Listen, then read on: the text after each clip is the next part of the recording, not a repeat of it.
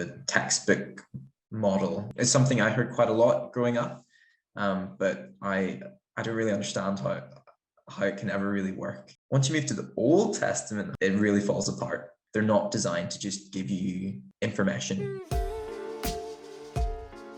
The things that we want to know is, well, what should I know and what should I do? You know, those are the two most important responses I think we all feel. And so naturally, those are the two questions that we ask of the Bible, because we're told that's where we're going to find the answers. And so I think for the New Testament, it works slightly better. So Paul's letters are really good at telling you what you should think and what you should do. Right. So they actually, that model works quite well for them. Once you move to the Old Testament, however, it really falls apart. That's just not what the texts are designed to do. They're not a theology textbook, or they're not designed to just give you information. What we want to do is come into the Bible and take from it the information we need, and take from it the instructions that we need. Whereas I often would use the term meditation literature to talk about the Old Testament. So it's the sort of thing that you need to constantly read again and again and again. Think about it, how it all connects together and links together, and it's being in this big web, and surrounded by this world that is different to our own. They are inviting us to come into their world and walk around and be transformed by that. The textbook model is something I heard quite a lot growing up, but I don't really understand how it can ever really work. I think there are barely any characters in the Old Testament who are good people. Very, very few.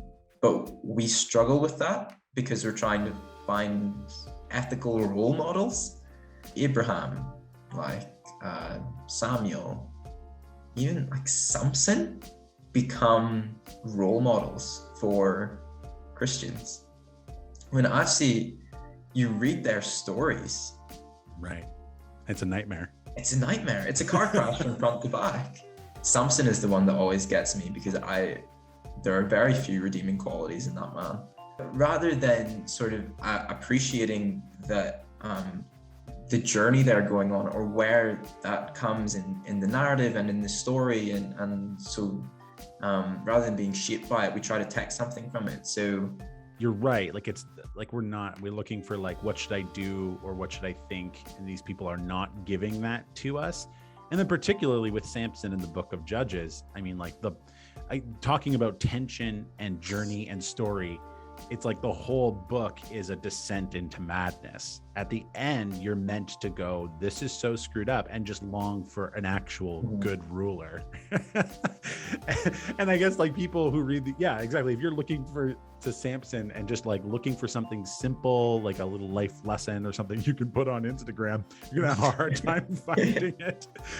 But if you look at the whole tension of the story and realize that the whole of Judges is meant to make you go, I long for a just good ruler, then you go, Samson, it sucks, but that's why the story is included, actually. But even with that, and I think again this is part of the beauty of the Old Testament, is throughout Judges and towards the end you start to hear this refrain, oh, there was no king and everyone did whatever they wanted. So you get this feeling, oh, if only we had a king, if only we had a good ruler.